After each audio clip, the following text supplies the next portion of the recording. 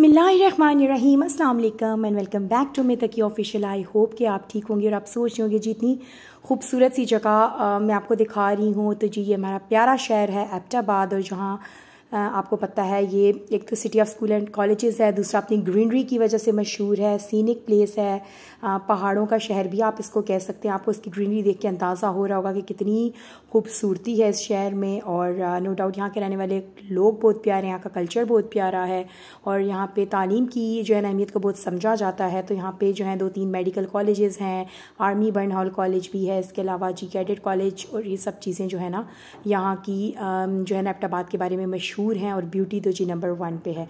तो आज हम लोग एक्चुअली जा रहे थे एबटाबाद, और एबटाबाद एक्चुअली मेरे इन लॉज का सिटी है और मेरे फादर का सिटी भी है, लेकिन जो है ना इससे थोड़ा सा करीब एक सिटी आता है, वो मेरा होम टाउन है एबटाबाद से पहले जो आता है। और इसमें यहाँ पे एक्चुअली एबटाबाद अब हमारा आना कम होता है, क्योंकि ज़ाहिर बात है अब सास ससुर नहीं रहे, अल्लाह ताला उनको जन्नत नसीब करे। और जेठ भी मेरे आउट ऑफ कंट्री होते हैं, जब वो होते थे तो हम लोग आया करते थे ईदें मनाने यहाँ पे।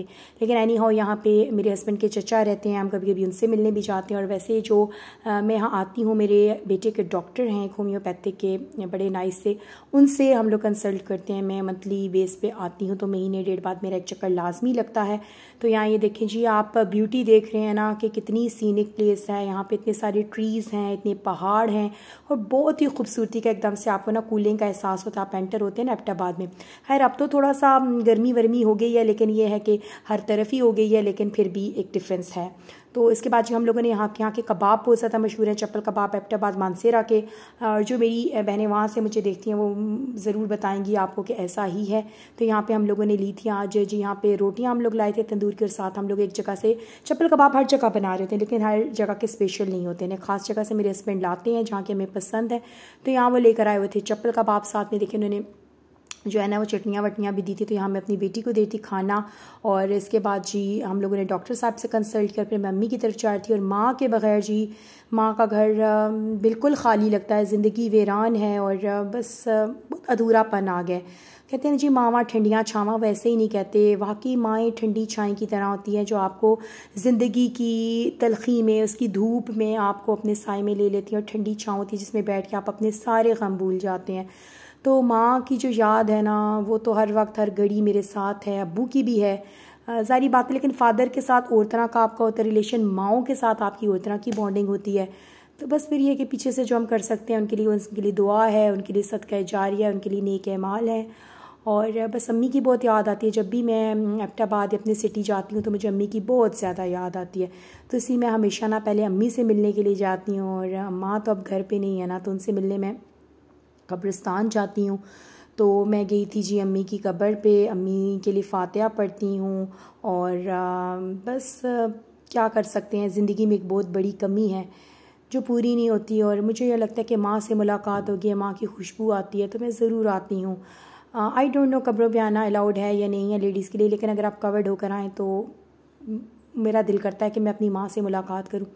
तो यहाँ जी मैं आई थी अम्मी की कब्र पे पहले आई थी, और फिर मैं घर गई थी, क्योंकि माँ से मिले बगैर तो रहा नहीं जाता ना। तो यहाँ पे अम्मी के लिए मैं फूल लेके आई थी कब्र के साथ। जो कब्र आई मेरी मुमानी जान की कब्र है, अल्लाह ताला इनको भी जन्नत मकाम करें, बहुत प्यारी खातून थी। और यहाँ पे जी मैंने फूल अम्मी की कब्र पे डाले। और माँ के लिए तो जी जितना भी कहा जाए ना वो कम है, लेकिन बस मैं अल्लाह ताला की बहुत शुक्रगुज़ार हूँ इस चीज़ के लिए कि अम्मी की जो ज़िंदगी के आखिरी अयाम थे ना वो मेरे साथ गुज़रे। मुझे अल्लाह ताला ने मौका दिया आखिरी दिनों में अपनी माँ के साथ बैठने का, अपनी माँ के साथ बात करने का, उनके साथ ICU में रुकने का। तो मैं इसके लिए अल्लाह ताला की बहुत ज़्यादा शुक्रगुज़ार हूँ। तो जाना वालदैन को जाना होता है, एक न एक दिन ये जुदाई सहनी है, लेकिन जब भी ये सहनी पड़े, ये बहुत तकलीफ़ अमर होता है, चाहे जितने भी साल गुजर जाए, आप जितने भी बड़े जो। यहाँ जिहादिया भी फ़ातिहा करती है। उसके बाद फिर हम अम्मी के घर गए थे, और फिर वापस आ गए थे घर। और ये नेक्स्ट मॉर्निंग है, यहाँ मैं आपको अपनी मॉर्निंग ड्रिंक दिखा रही हूँ। ये चिया सीड्स हैं जी। मैं वैसे बीच में थोड़ा सा चीज़ों को भूल जाती हूँ, तो मैंने पीना छोड़ दिया था, मैंने दोबारा स्टार्ट किया है।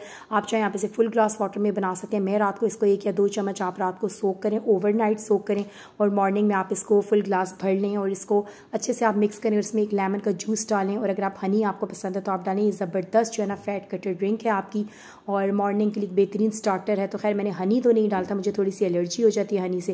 मैंने सिंपल लेमन डाला। इसके अलावा मैं आपको दिखाऊँ, मैं काफ़ी टाइम बाद ये स्टार्ट किया। आलमंड्स हमारी अम्मी आलमंड्स इस तरह भिगो दिया करती थी रात में, तो मुझे बड़े से बातें आती, तो मैंने सोचा भैया अब मैं आज से स्टार्ट करती हूँ।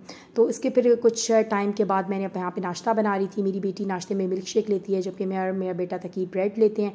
तो यहाँ जी मैं थोड़ा सा ना इसके ऊपर ना देसी घी के साथ इसको टोस्ट के ऊपर मैंने थोड़ा सा देसी घी लगा दिया था। और यहाँ पे जी मज़ेदार स्ट्रॉन्ग चाय बन रही है। मैं और मेरा बेटा दोनों शौकीन हैं चाय के, जबकि बेटी जी वो सिर्फ मिल्क शेक लेगी, तो उसके लिए मैंने बना दिया था मिल्क शेक। और यहाँ पर देखिए जी ब्रेड मैंने अपनी सेंक ली थी। और नाश्ता तो आपको पता है जी स्टार्टर है, गर्मियाँ हैं इतने पराठे खाने का दिल नहीं करता, और वैसे भी थोड़े अवॉइड करने चाहिए, वीकेंड वगैरह पे बन जाते हैं। और यहाँ पर जी बन रहा है मेरा साथ में फ्राइड एग।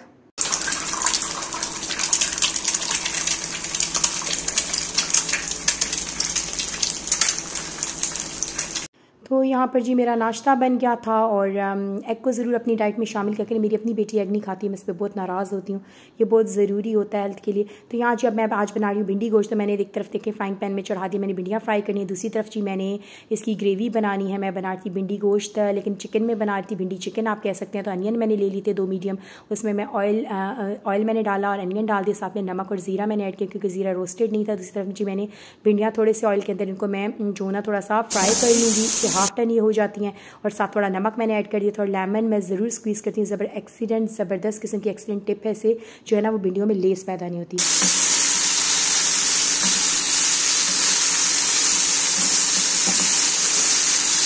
तो यहाँ पर जी देखें जैसे अनियन मेरा अच्छा सा गोल्डन हो गया, मैंने पानी डाल दिया ताकि जो मैं चिकन ऐड करूँगी उसके साथ स्टिक ना हो। तो इसके बाद जी मैंने इसके अंदर अदरक लहसुन का पेस्ट 1 टेबलस्पून भर के डाल दिया था।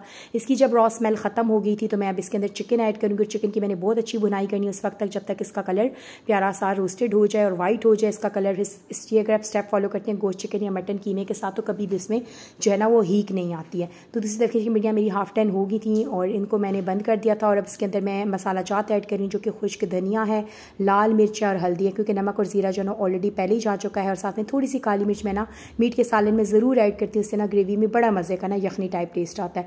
आप ट्राई कीजिएगा और बताइएगा कि आपको ये टिप कैसी लगी। तो यहाँ पे जी अब इसकी अच्छे तरीके से मैंने बुनाई कर लेनी है। और इसके बाद मैंने इसके अंदर जी ऐड किए थे टमाटो पेस्ट, ब्लेंड करके डाल दिया था, क्योंकि जो ग्रेवीज़ वगैरह बनाते हैं उसमें चंकी टमाटोज अच्छे नहीं लगते और ना ही मेरे घर में पसंद किए जाते हैं। तो यहाँ देखें मैंने टमाटो पेस्ट और साथ में हरी मिर्च को ब्लेंड करके डाल दिया। तो यहाँ पे मैंने इसकी बहुत ज़बरदस्त बुनाई करनी है जब तक इसका ऑयल निकल आया था। मसाला रेडी हो गया, फिर जी मैंने यहाँ पे पानी डाल दिया था और पानी डाल के इसको अब मैं लगा दूँगी प्रेशर 3-4 मिनट का, जिसमें चिकन डन हो जाएगा। जो कुकर खुल चुका हुआ है, चिकन मेरा डन हो चुका हुआ है। इसमें आपको थोड़ा सा ज़्यादा शोरबा लग रहा है, लेकिन ये भिंडियों के साथ बैलेंस हो जाएगा। तो अभी यहाँ पर बस इसको मैंने दम पे रख देना है 5-6 मिनट के लिए, और फिर मैं आपको दिखाती हूँ अपनी भिंडी चिकन की फाइनल लुक। आप चाहें तो इसको बहुत फ्राइड भी बना सकते हैं, लेकिन हमारे घर में ना थोड़ा सा ग्रेवी वाला पसंद किया जाता है।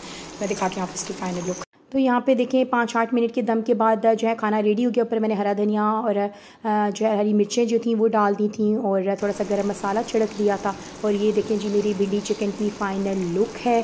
और ये थी जी मेरी आज की वीडियो, आज की शेयरिंग, थोड़ी सी दिल की बातें, थोड़ी सी अपनी माँ से रिलेटेड कुछ यादें जो मैंने आपसे शेयर की, कुछ दिल की बातें।